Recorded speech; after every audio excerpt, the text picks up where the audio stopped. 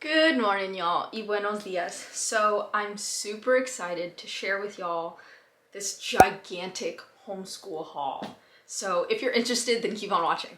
So, giant homeschool haul. A little bit of everything. We've got books, we've got manipulatives, we've got board games, art stuff. Like I said, a little bit of everything. And I'm super excited to share because I am gonna do this kind of like a series. So right now I'll share our homeschool haul, and in the following episode of the series, I'll share, our plan for this upcoming school year. Like, what are our ideas? What are the big picture stuff? And then in the third episode of this series, I'm gonna break it down to what our day is gonna look like. What is our daily rhythm gonna look like? So stick around for the rest of the videos, but let's jump into all of this goodness. So I'm gonna start off, I think, with the math manipulatives, because that's what I'm really excited about.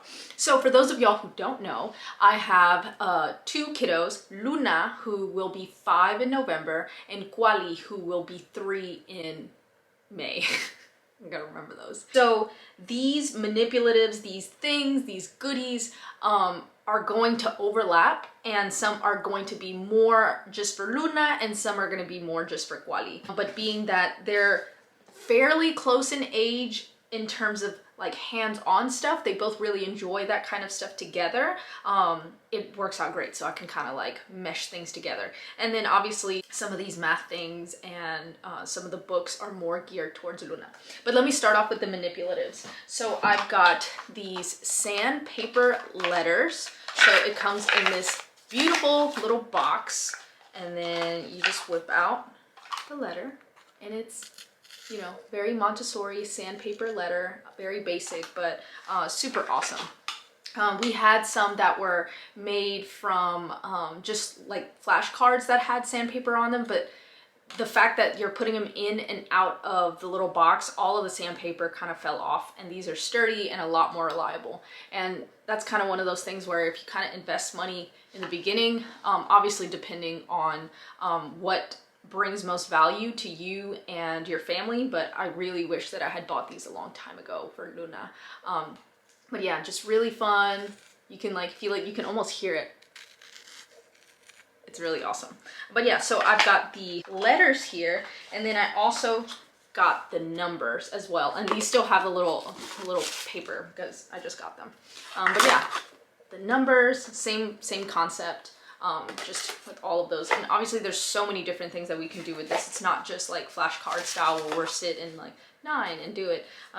We'll have, little manipulatives where we can put, 3 erasers and then do number 3, or even addition with multiple different color linking cubes and stuff like that. So this is super open-ended, which I really enjoy. This one is geared much more towards Luna, but it's Montessori beads, and this is for her working on her counting by tens, counting by hundreds, so figuring out what does the number 23 look like.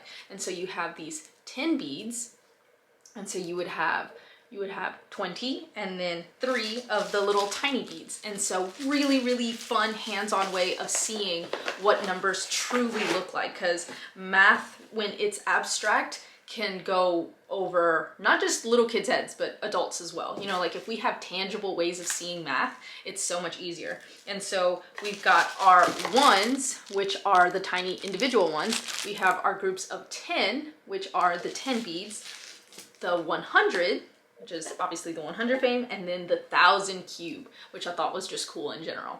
So we've got that, because that's something that we've been working on lately, is just visually seeing what does the number 35 look like. That'll be really fun, interactive, and tangible way of kind of messing with that. And this kind of goes along with that. It is this place value flip chart. So I can put the number 251, and I'll place this, and then Luna would have to create 251.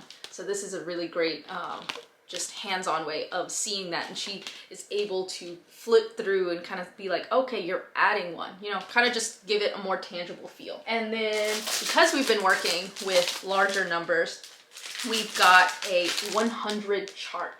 And so what I really enjoy about this is that it has some changeable plates underneath. So we're starting off with the actual chart on there, so it's more puzzle style, like 1 goes to 1 and then all the way through. And then as they get more comfortable, as Luna is able to master it, we're gonna take that off and she's just gonna be doing it like that. And so this will be really fun. She's all about the rainbow action, and so I think that she's really gonna like that. This one I found so interesting and I was really excited. This is called a mini number balance. And so it's not set up yet, obviously. But the way that this works is that there's a balance, and so it's gonna be sitting like that. And then if you put one of these little tabs on the number 2, on the other side, you have to create the number 2. So you have to, you know, either put 2 on the 1 or just put 1 on the 2. And so it's an awesome way for them to just be playing and be like being able to create these addition problems that they wouldn't even know that they're doing.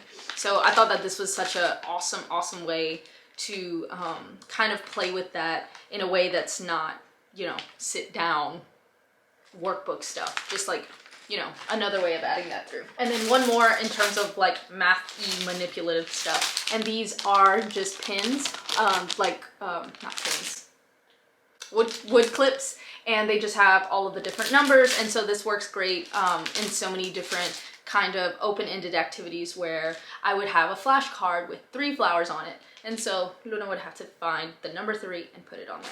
And so this is just a really cute way of doing that. These I actually got from Target, and these are really cute. They are the magic markers, but they're like homeschooly, and so I thought that was really fun. She loves the magic markers and the water marker things. I'm not too sure what they're called, but she's like all about it. So I've got the numbers one, which is geared towards pre-K and kindergarten, and I also got the addition one, which is geared towards first graders, and she's able to handle most of these, and so I'm excited for her to try those out. And then this one, it's called Scratch Fantastic, and I got her 3 sets of these. I got her the numbers, the shapes, and the alphabet. And so these are really fun. I don't know if y'all have tried these before, but it really is like a scratch off style, and they come with a little pencil and, you know, for tracing and for answering the questions. And so again, just another fun way to add these sorts of things that can get really repetitive sometimes. We're fortunate that Luna really enjoys her workbooks, but I do try to, you know, figure out as many different ways to showcase these things. The next thing, I've got these little board games that we really want to incorporate this year as well. And this one is Zingo Sight Words, and we have the Zingo regular bingo one, which is just like the regular words. And it is a hit in this house. I mean, we play it, and we play it like intensely, and so it's super fun. Me and Jess and my brother Betcha will like go ham playing this game, and so it's really fun. And so I figured the sight word one would be just as fun. That's something that we've been working on as well, and so I figured that that would be perfect. This other sight word board game is called Sight Word Swat. And it's basically you're finding, you know, you would say, and they have to, you know, like hurry up and find the word and we would just like flip it up and, you know, remove it out of the way, you know, trying to figure out the vegan way of playing it. But I think that this one's gonna be really fun, especially because that's something that we've been working on, and we've been finding tons of different ways of playing it. Another way that we play with sight words is that I'll have the sight words in my hand, and Luna will be on the other side of the living room, and she'll run towards me, and I'll show her the sight word. And she'll read it, and it'll be like over or whatever, and she'll take the sight word and run back and put it in a little basket that I'll have on the other side of the living room, and we kind of rotate towards that. So I think that there's just so many different ways to approach sight words instead of just like very repetitive flashcards, because that can get really boring and isn't fun for anybody. Another game that I got was charades. Charades for kids. I'm super excited for her to play this. We have been playing charades-y style things, and she loves it. We do it a lot with reading.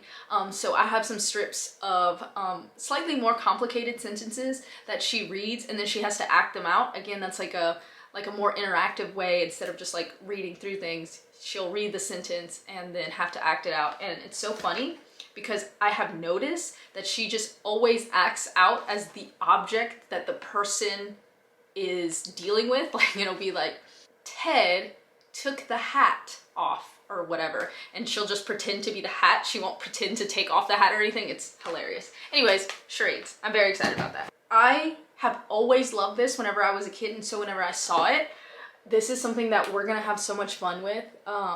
Something that is so like hypnotizing, and I know that it's like that for a lot of people, but this is just such a great set. It comes with the little spirally thing and the attachment and some putty so that it stays put. So yeah, just really fun, artsy, obviously mathematical, but you know, we're just gonna kind of open-ended do that. All right, and then last artsy thing that I have here are these Tempura paint sticks, and these are fantastic. We have the set of 5. We have these, and they're fantastic. They're amazing. Wally loves them, and I figured that Luna wanted, you know, a couple of more color options. Wally has this workbook here. He doesn't want to color ever in like regular white paper or even like coloring sheets. He wants workbooks. And so Luna had this old workbook from forever ago, and yeah, he just literally just goes in on this book. And so we're gonna leave that set with the smaller amount of colors for Kwali, and then Luna can have the ones with more options. That way she can create more complicated things, because she's really into very detailed drawings right now, and you know, creating all of these things. And so I just want to give her the opportunity to do that. And now we're gonna start off with some books. I got Luna some readers, and so tons of readers actually. And so I'll kind of just go through these quickly. This one's called El Día de los Muertos. This one is a bilingual one. I got a couple of bilingual ones as well. El Coyote y el Conejo, another bilingual story. Martinita la cucaracha hermosa. We actually love this story. This is a story that we have in another book, but this one is a lot more simple words for her to be able to read it as well. And then a couple of graphic novels that we got that Luna has been really, really loving is Narwhal and the Jelly Book. We have the other 2 or 3 books in this series, and she absolutely loves it. It's so funny, it's so wholesome, it's so sweet, so I had to get this next one. This one's called Baloney and Friends, and it's just another kind of like comic graphic novel style. And then these are her like level 1 readers. So I got Tyrannosaurus Rex, I got Splat the Cat, I got The Story of Raya, I got Beach Day, Go Tractor Go, oh, Go Tractor, and then Tiburon Grande, Tiburon Pequeno, so this one's in Spanish. And so those are readers for her, like for her to be able to read.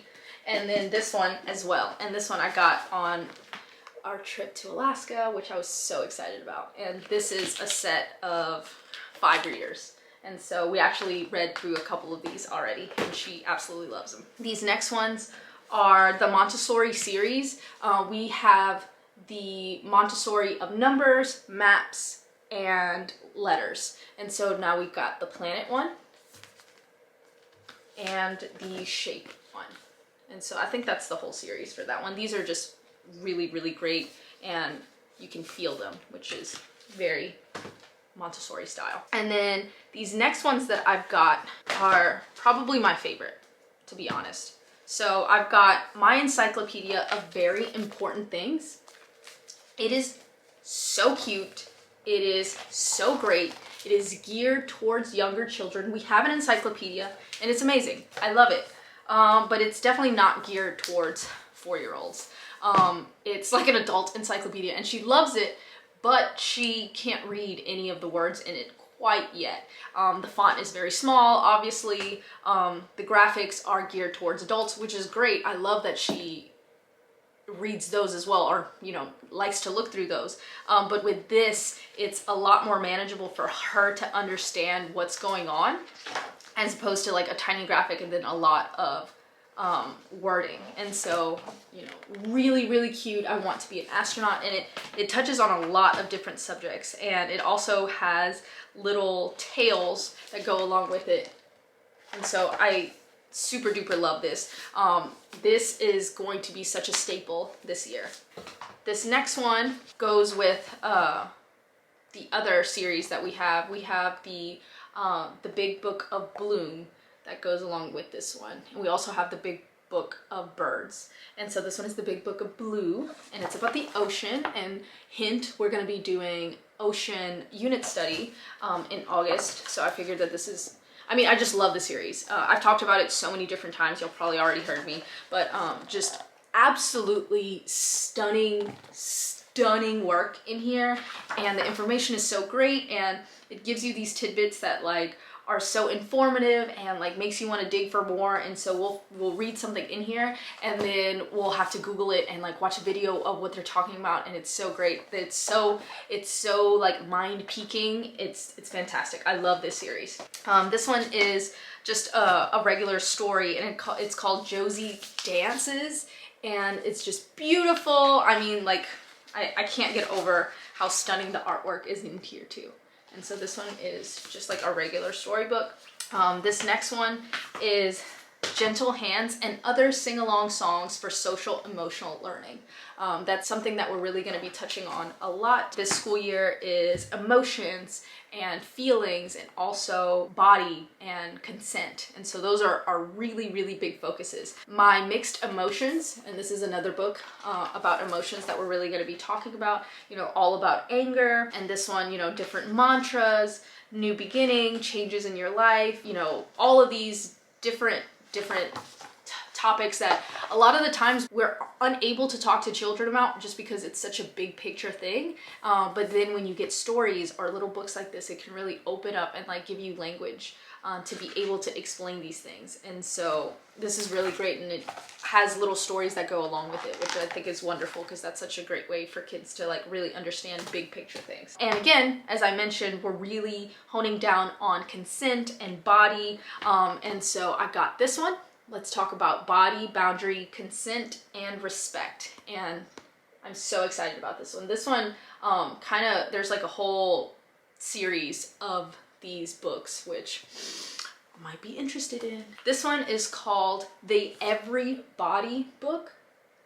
And I am really excited about that because it's an inclusive guide about sex, gender, body, and families. And so many books about the human body are not inclusive. And so this is fantastic, and I'm just so excited to get into this, just because that's obviously something that's super important, especially at the age that Luna's at right now. 4, 5, 6 years old is such a critical time for them to learn and fully understand, you know, about their body, not only, you know, the biology side, but also the consent side, the side of like, hey, you don't touch me if I don't think it's cool, or that's not a place you touch me at all of these things that are critically important for them to learn. And that's just such a cute way for them to be able to sit down and again have these conversations that are kind of big picture things, and then being able to bring them down to their scale. And then now some more like homeschooly type things. We've got Explode the Code, which I did a whole review on Patreon, a flip through of the entire series, starting from A all the way to 8. So it's ABC, and then 1, 1.5, and all the way to 8. And I did a flip through on that, so if you want to check that out, the link to my Patreon is down below. But we're gonna start with number 1. We have done A, B, and C. We're on C, and it's very just review for her.